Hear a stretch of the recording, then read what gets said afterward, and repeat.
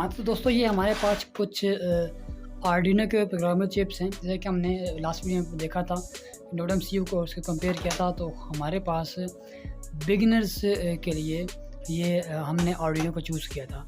तो आज की इस वीडियो में हम इन सारे बोर्ड में से एक बोर्ड चूज़ करेंगे, जिसमें हम नेक्स्ट में जाकर सारे कोर्स को स्टार्ट करेंगे। तो सबसे पहले ये हमारे पास बड़ा मेगा है। तो इसमें बहुत सारे ऑप्शन है हमारे पास। यहाँ पर हमारे पास 53 आउटपुट्स हैं, ये 52, ये 53, हमारे पास यहाँ पर 53 आउटपुट्स हैं। लेकिन हमारा जब चूँकि स्टार्टिंग है, स्टार्टिंग में हम चाहते हैं कि हमें ऐसा मिले बोर्ड जिसमें हमें थोड़ी कॉम्प्लिकेशन हो। ये बहुत बड़ा है, इसे हमें बाद में जब तो ऐसा नेक्स्ट लेवल पे जाएंगे तब चूज़ करेंगे।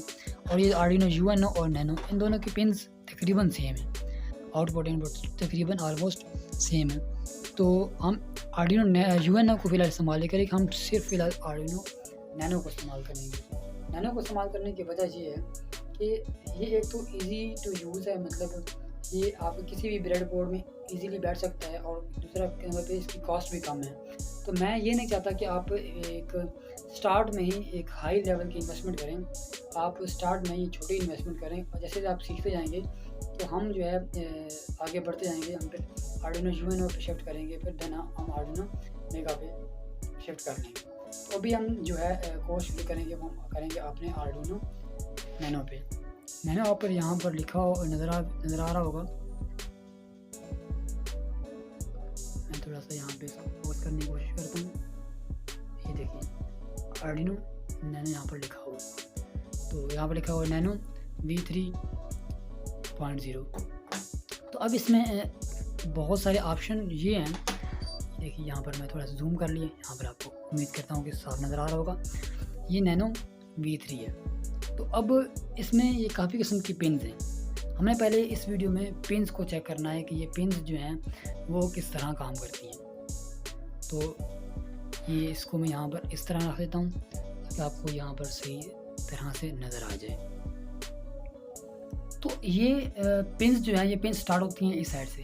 यहाँ पर इस साइड पे आपको वोल्टेज VN के नाम से थोड़ा सा लिखा नज़र आ रहा है। मैं थोड़ा सा इसको और जूम कर लेता हूँ ताकि आपको मुकम्मल नज़र आ जाए। यहाँ पर देखिए, यहाँ पर पहले जो है VN लिखा हुआ, मतलब VN मतलब वोल्टेज N। आप इसको दो तरीके से वोल्टेज दे सकते हैं। एक तो आप इसको यहाँ पर जग से वोल्टेज दे सकते हैं, दूसरा नंबर पर आप इसको यहाँ पर VN से वोल्टेजेस दे सकते हैं। तो आपने इसको 5 वोल्ट भी दे सकते हैं, 9 वोल्ट भी दे सकते हैं। इसके अंदर अपना जो है लगा होता है, वोल्टेज रेगुलेटर लगा होता है, वो इसको सेट कर लेता है। तो यहाँ पर नीचे मैं आपको दिखाता हूँ, यहाँ पर ये देखिए यहाँ पर ये वोल्टेज रेगुलेटर लगा हुआ है, इसको वोल्टेज को सेट कर लेता है। तो जितने इसका रिक्वायर्ड हो ये खुद से सेट कर लेता है उनको। तो यहाँ पर आपके पास वोल्टेज N आ गया। देन नेक्स्ट आपके पास यहाँ पे ग्राउंड आ गया, मतलब ये वोल्टेज N प्लस है और ये ग्राउंड है। देन RST क्या है? ये रीसेट है। रीसेट का आपके पास भैया बटन भी आया था, यहाँ पर ये जो आपको बटन नज़र आ रहा है ये भी RST मतलब रीसेट का बटन है, और ये भी RST है। तो आपने मतलब आपने प्रोग्राम रन किया है, तो आप कहते हैं कि इस प्रोग्राम को मैं रीसेट कर ये असल में बड़ा रीसेट जाता है, लेकिन ये काम रीस्टार्ट का करता है। ये इसको दोबारा से रीस्टार्ट करवा देता है, रीसेट नहीं करता इसको।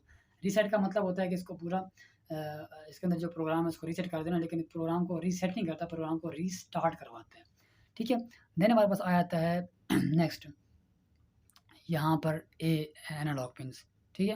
एनालॉग पिन इस साइड से शुरू होती हैं, इस साइड से यहाँ पर आप देख सकते हैं, यहाँ पर A0, A1, A2, A3, A4, A5, A6। ठीक है। और यहाँ पर आपको नज़र आ रहा होगा A7। ठीक है। यहाँ पे आपको एनालॉग पिन्स मिलती हैं। एनालॉग पिन्स क्या, कि आपके पास कुछ सेंसर हैं जो कि जैसा कि यहाँ पर मैं आपको कुछ सेंसर एक दिखा देता हूँ। ये सेंसर है और सेंसर है, और यहाँ पर ये देखिए ये ब्लूटूथ सेंसर है, ये ब्लूटूथ मॉड्यूल है, ये बिल्कुल एक्यूरेट भेजता है।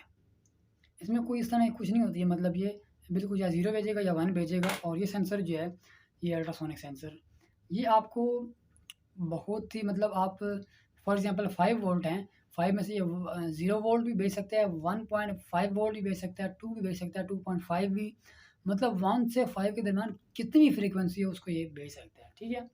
तो ये होता है एनालॉग। और जो डिजिटल होता है, डिजिटल में या 1 भेजेगा या 5 भेजेगा। इसी तरह ये भी आईआर सेंसर जो है, ये भी इनका फ्यूचर में जाकर पढ़ेंगे, ये भी सेम ही काम करता है, ठीक है? तो एनालॉग आपके इधर जो है या यहाँ पर काम करेंगे। ये आरईपी ये रेफरेंस का काम करता है, इसको हम फ्यूचर में जाकर पढ़ेंगे। देन आप अगर आपने यहाँ पर दिया है ना 5 वोल्ट दिया, यहाँ से पावर दी है, आपके पास कुछ ऐसे सिस्टम होंगे, सेंसर, कुछ ऐसे मॉड्यूल्स होंगे जिनमें आपको 3.3 वोल्ट की ज़रूरत पड़ेगी, तो आप वो यहाँ पर ले सकते हैं। ये वो देखें 3.3 वोल्ट या 3V3 लिखा हुआ है, लेकिन 3.3 वोल्टेज है। जैसा कि नोड MCU है, इसको पावर देने के लिए आपको 3 वोल्टेज की ज़रूरत पड़ेगी, तो इसके उसको देने के लिए यहाँ पर आपको 3.3 वोल्टेज मिल जाएंगे, ठीक है? देन नेक्स्ट हमारे पास डिजिटल 13 आता है, वो हम यहाँ से इस साइड से पढ़ेंगे। तो देन हमारे पास यहाँ पे आया था TX और RX।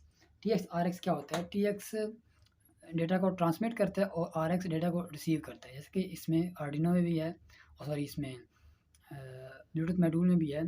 देखिए यहाँ पे ये TX है और ये RX है। इसकी TX उसकी RX को लगती है, उसकी TX इसकी RX को लगती है, ठीक है? वो हम फ्यूचर में जाकर पढ़ेंगे, जब आर्डिनो मॉड्यूल के बारे में हम मुकम्मल डिटेल से पढ़ेंगे, ठीक है? देन हमारे पास आया था RST। दोबारा से हमारे पास रीसेट पिन यहाँ पर आ जाती है। तो देन हमारे पास RST के साथ ग्राउंड भी आ जाता है। अगर हमने ग्राउंड यहाँ से लेना, यहाँ से ले सकते हैं, यहाँ से लेना, यहाँ से ले सकते हैं, ठीक है? दोनों साइड से हम ग्राउंड ले सकते हैं। अगर हमने आउट फॉर एग्जांपल रिले को देना है, तो रिले को हम यहाँ से दे देंगे, ठीक है? तो देन हमारे पास आ जाता है digital 2, digital 3, digital 4, digital 5, digital 6, digital 7, digital 8, digital 9, digital 10, digital 11, digital 12, digital 13। अब ये क्या है कि ये डिजिटल सारी पिन्स हैं।